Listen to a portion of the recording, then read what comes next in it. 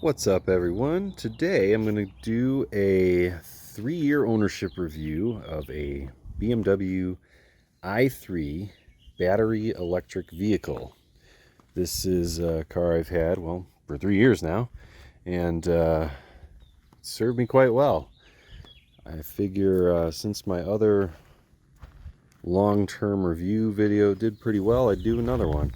Since this car is kind of misunderstood as to what it's for, what its purpose is, and all that. So today I'm going to do a bumper-to-bumper review of a long-term owner of mine, 3 years, of this 2016 BMW i3. I don't know the name of the color that this one is in, but it's very pretty. It's like a goldish silver metallic. I've had this car for 3 years. I put 12,000 miles on it. Obviously, with the pandemic and things like that, I really haven't needed much of a commuter vehicle. This 2016 version gets approximately 82 miles of range under perfect ideal conditions with none of the accessories being used. Typically, I really see around 72 to 75 total miles of range. So it doesn't take a lot to charge up. I have a level 2 charger made by Siemens. It's just a standard 30 amp, I believe, charger, and it does the job pretty quick. A couple of hours and it's full. So let's unlock this bad boy here. One thing you can do is you hold this down and eventually the windows will open up, which I will need because it's pretty hot today. Beautiful day. Let's pop the hood and I'll tell you more about the front, and then we'll go to the back. So this is how you pop the front. And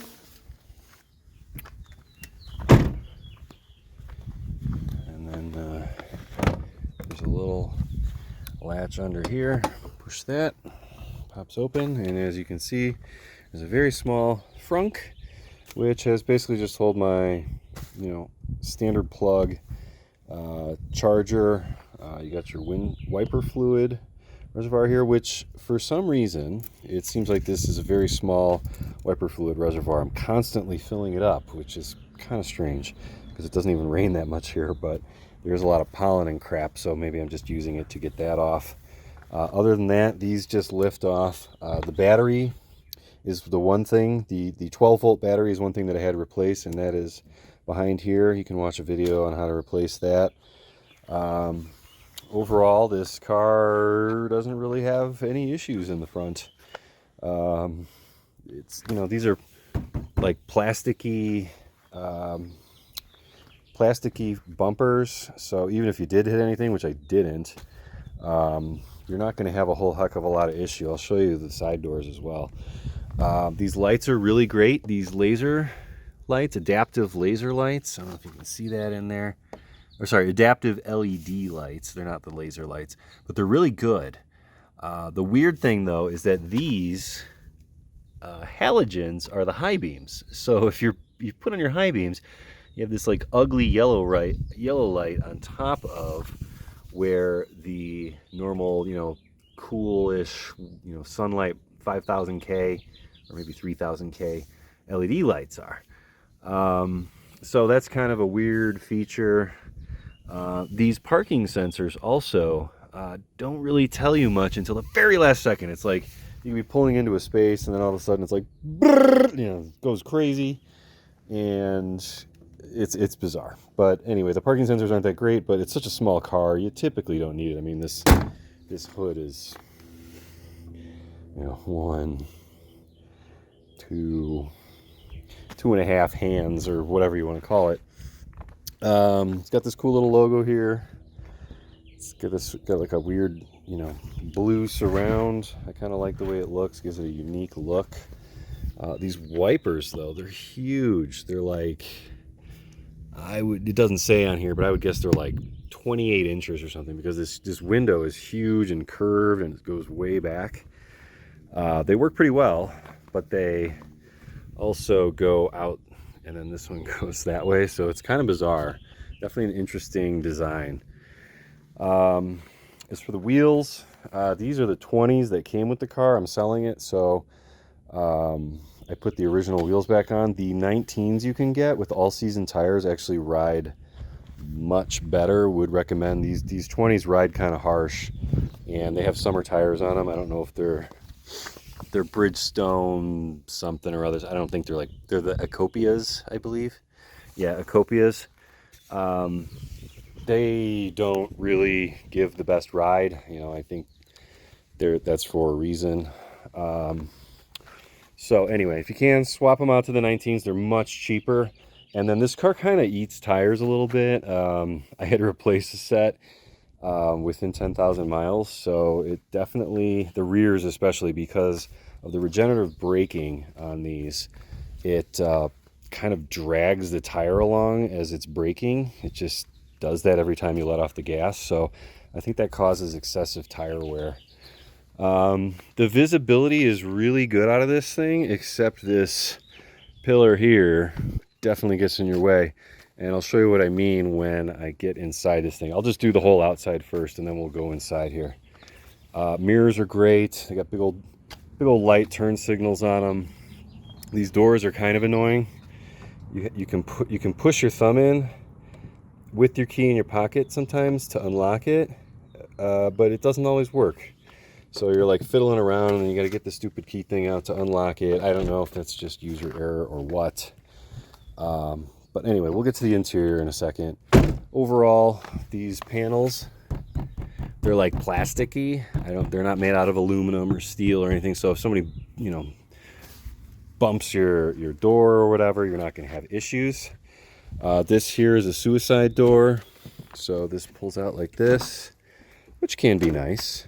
My dog just jumps right up in the back there. And she kind of likes it. But it does take up a bit of room in parking lots, so keep that in mind. This thing has, if you didn't know, I don't know if you can see it, but it has a carbon fiber roof. And that's pretty cool. You know, get like something like on the M2 competition, things like that. This whole car actually has a carbon tub, and I'll show you that in a second. So this thing is super lightweight. It only weighs 2,600 pounds dry, and since it's an electric car, the only fluids really are like washer fluid and brake fluid.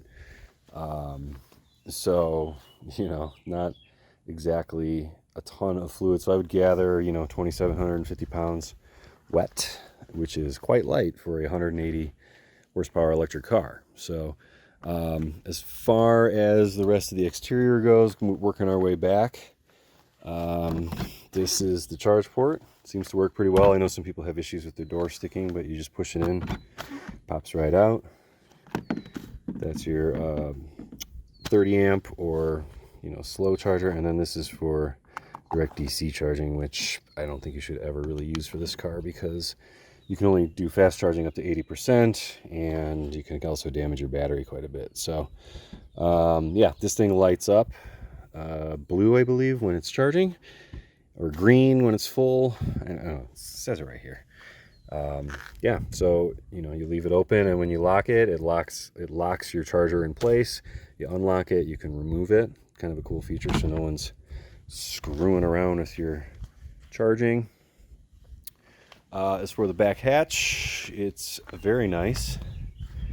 It gives off the most satisfying thud when you close it. I don't know if it's just because it's a carbon framed car, but anyway, it's got a decent amount of space back here. I've put a lot of junk in there before. Also, you can fold these rear seats down really easily. They fold flat, so that's good. And that gives you a ton of space for a little hatchback like this. So anyway, let's hear this super satisfying thud. Oh yeah, that's so good. I want to hear it again. I'm gonna miss that. It's just so solid. Anyway, you can see back here the remaining carbon tub right there. There's also a couple of cargo holds in there, which is nice, you know, if you don't want stuff rolling around in there. If I had the range extender version, there would be a scooter motor in there, but since I don't, I save 400 pounds and a bunch of racket going on in the back. But obviously I have limited range at that point. So anyway, little wiper back here is also extremely handy. The way the air goes over this vehicle, you definitely get a lot of crap in the back here. I just had this thing cleaned, and it's looking pretty nice, I must say. So yeah, let's go inside and I can go over everything that's going on in here. It's pretty cool on the inside, actually. Hopefully we can see it. Okay, so the grab handle is actually up here, or I suppose you could grab this storage compartment, but anyway, the grab handle is up high on the door, which is kind of interesting. Unlock, lock, mirror adjustments. Let's start it up and turn on the air conditioning because it's really hot in here today. One thing you will notice here, I have the Harman Kardon. Would highly recommend. I can't imagine having a crappier stereo in here than this one. It's not that great. Obviously they want it to be efficient and not use a whole lot of power, right? Like I said, one annoying thing, you're driving and this A-pillar sticks out really far.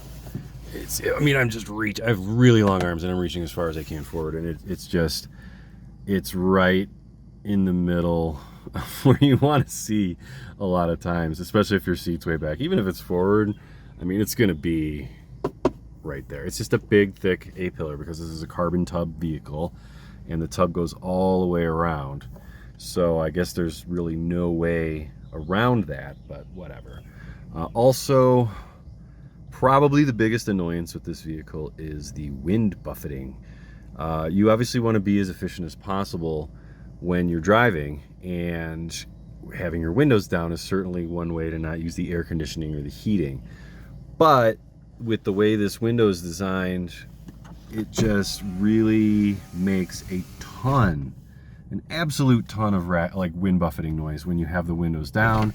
When you have one window down, one window up halfway, there's just no compromise. You cannot get rid of it no matter what you do. If you're going, I would say, over like 45 miles an hour, you can't get rid of the wind buffeting. It's so annoying. If you're just putting around town, not an issue. But if you have to travel on like a 4-lane divided highway or an interstate and you want to have the windows down, it's brutally bad. How does this thing drive? It drives amazing. The steering wheel is nice. It's pretty small. Not too small though. It's bigger than a Lotus steering wheel. It's nice and thin. The weight is perfect, honestly. It's not too heavy. It's not too light. The handling itself is, I would say, almost go-kart like. You can really whip it around the corners. It's a lot of fun. On a little windy road, if you live in an area with turns. The turning radius on this thing, because of the super narrow wheels that it has, is incredible. You can basically U-turn on a narrow two-way street, no problem. It's got one of the tightest turning radius. I think they said it's got the same turning radius as a London cab, which is very, very small. It's pretty quiet with the 20-inch rims on the car. It's a little bit tire noisy, but you don't hear an engine or anything, so that's pretty much all you're going to hear on any electric car. And it's good. It's got automatic cruise control, speed adjusted cruise control. Kind of silly to have it on a car like this. You're not exactly going to take this on a lot of long-term trips, but if you do have it, happen to use the highway a lot, it's nice. It's got the really intuitive plus minus here. Set your speed, you can set your distance here, all the usual stuff to turn it on. It's there, set and resume, things like that. The steering wheel controls here are also nice for adjusting the volume, answering calls. I've never used the voice activation system, but you can, I guess, if you want. Mode doesn't really do a whole heck of a lot.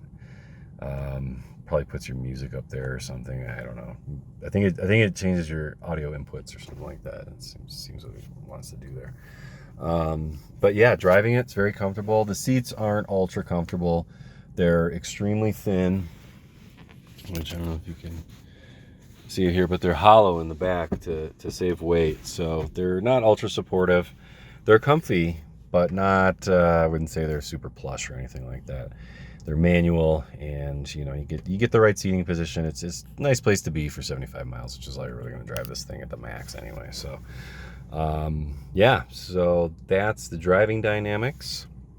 Like I said, this thing turns like it turns like a BMW. It's sporty, but not too sporty for a little hatchback. The single pedal driving is really nice. It's got heavy regenerative braking on it, so you can just do one pedal driving pretty much the whole time, which is really nice. You get used to it, and obviously it increases your efficiency to not use the brake. You know, you actually get penalized on your efficiency for using the brake, but there's gonna be very minimal wear on your brake pads. This little monitor here shows like it goes off to the left when you're using regenerative braking, it goes to the right when you're using the accelerator. Oops, bumped the turn signal. Turn signals work well as well for a BMW anyway. Yeah, and then you know, you got your wiper stock here. Kind of confusing to use, but it's really not that bad. You twist this to do the rear window. You push the button to get some automatic things going, automatic windshield wipers going, rain sensing, I guess would be the proper term. And yeah, but it's overall it's a really nice place to drive. And if you're considering getting one, like I said, as a city vehicle, absolutely awesome. The cooling system of this car actually works quite well. You don't have to wait for the engine to heat up or anything like that. It's an electric compressor, so it does go pretty quick. Now you see here my range is only 60 miles. That's because I got the air conditioning on and I'm not moving at all. The air conditioning sucks a lot of juice. Same with the heat, it does that as well. So your guessometer of your range is gonna, you know, decrease quite a bit. Here's how to operate your lights. I just usually leave them on auto. You got your dimming here for your console. I wouldn't really recommend doing any of that. This is your obviously info gauge.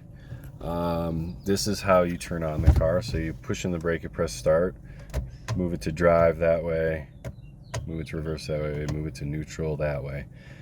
To put it in park, there's this button on top. You push that and it's in P, so you can let off the brake. Mine has a reverse camera and auto parking thing on it. I've never used the auto park thing. This car is amazingly big inside, but it's got a small footprint. I mean, it's a very small car. It's an amazing car for like inner city driving. It's just narrow, it's very tall. I mean, I am 6'6", and I've got, you know, this much headroom still, and I can still put the seat back more, so I can really kick it back. I don't put the seat back all the way because of that A-pillar then just keeps getting more and more in front, and it's kind of a stretch to reach the steering wheel. One other thing up front here, this screen over rough roads will rattle sometimes. Depends on the temperature. Sometimes if it's really cold, sometimes if it's really hot, it'll just like a creaking noise. I don't know. Totally random. Same with the glove box here. It'll make like a creaking noise at certain speeds, certain vibrations. There's no there's really no like figuring it out how to fix it. It's just something you kind of have to live with. Turn up the radio, I guess. This is the nice little glove box. Oops. It's a nice little glove box here. Fits everything you need. It's got this beautiful open pore wood that goes down to here. All nice leather. So this is the Tera package, which is the most pimped out one you can get. It's got these vegan leather seats. They're not really leather, but they feel like leather. They're pretty good for whatever that is. You can see over here there's this interesting, like I don't know what you would call it, like hemp fiber reinforced plastic, supposedly recyclable. Looks pretty cool. There's a bunch of it up there as well. It looks better in person than it probably does on the camera.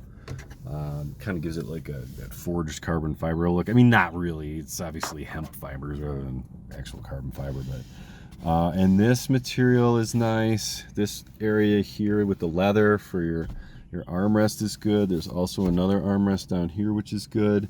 Huge storage pocket, huge cup holders, tons of room up here. Got another big space up here. There's a lot of room in this car for its size. I mean, it's a compact hatchback, and you could easily fit 4 people in here extremely comfortably. So that's the interior here. You got HomeLink on here for your garage doors, which is awesome. I love that. Lights for that, your makeup mirror if you got to do that. You got these lights in here, which are, you know, you can barely see them now, but when it's dark out and not middle of the day, it's nice. So this here, I believe, is a Bluetooth microphone. Bluetooth works quite well in this vehicle. It's got pretty much all the bells and whistles for a 2016 car. It really does a good job. You know, parking sensors and all the tech works very well, very nice. But like I said, the parking sensors are like kind of a last minute thing.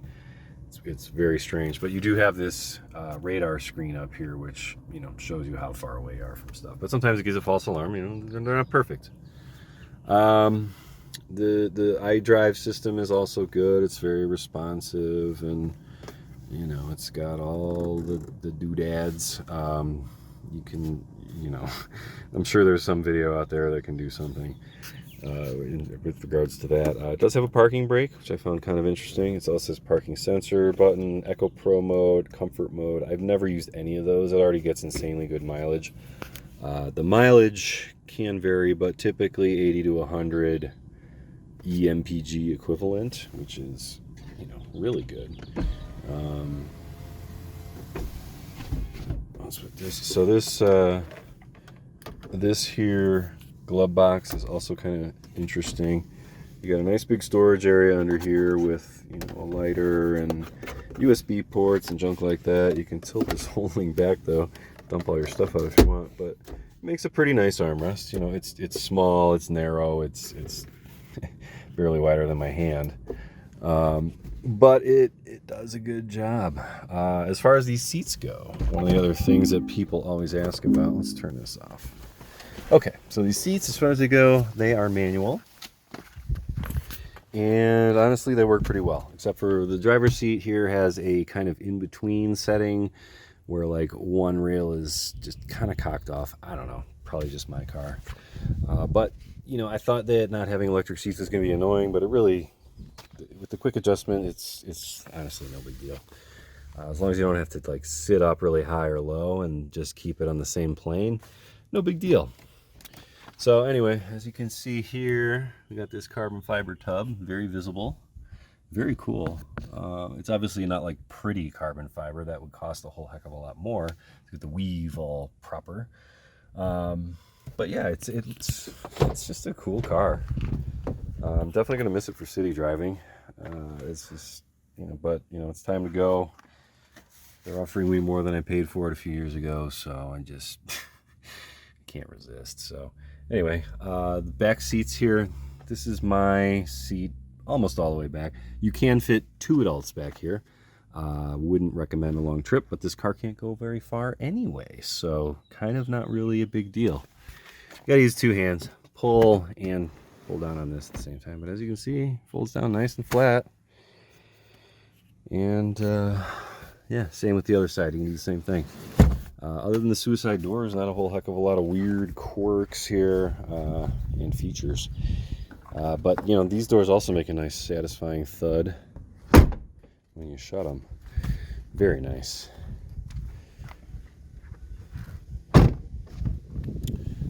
Other things I don't like about the car, the range. If you can get one of these with much longer range, I know they make them with the much longer range now. I think it's almost 180 miles. Totally worth it. It's going to be a little bit heavier, obviously, with more batteries in there. But that's a trade-off I'd be willing to take. I mean, this car, for a city car, not a long-distance commuter car, is awesome. I mean, if you live in a city, you drive to get groceries and go to the salon, or, you know, whatever you do, go to the bar. I wouldn't go to the bar. Don't drink and drive. Just just running errands, you know, in a city that's crowded, you know, New York, Chicago, LA. Maybe not LA because you got to drive really far there, but still, any sort of trip where you need to travel less than 25 miles, this thing is perfect. Absolutely perfect. Because even in the wintertime, the height of summer, whenever, no matter how many accessories you have on, this thing is still going to get at least 50, 52, 55 miles, something like that. Which is good, honestly, for this tiny little thing. And like I said, I'm 6'6". I fit in this thing wonderfully. And I think it's a good looking car. It's really cool. It gets lots of compliments. People always ask about it. Would definitely get a tint job like I did, 30%, and get the black 19-inch wheels. Looks really, really nice then. And it's a good looking car. I do think the front kind of looks like a Gorilla though. I don't know which one of you, let's see. I don't know if you agree with me or not, but I think it kind of looks like a Gorilla. That lip down there, right there. Ooh. Anyway, it was designed by a Korean guy. Very cool. Anyway, I'm selling this to Carvana, so go to that site or something if you want to buy it. Yeah, so that's my 3-year ownership review. I have not had any issues, 0, other than the battery and changing the battery in one of the key fobs. That's it. That's all the maintenance. Well, brake fluid flush. I'm sorry. There was one thing that was a brake fluid flush, and that was part of the annual service. So brake fluid, battery, and then a tiny little lithium 1.5 volt battery. That was it. And it's been great. So thanks for watching. If you guys have any questions, don't hesitate to ask. This car's very interesting, very misunderstood. I think you can still get them relatively cheap even today, just because of the limited range. But, you know, if you're watching this video and you watch the whole thing, thanks. Please subscribe. There's way more interesting content to come. And, yeah, thank you so much. I will see you guys on the next one.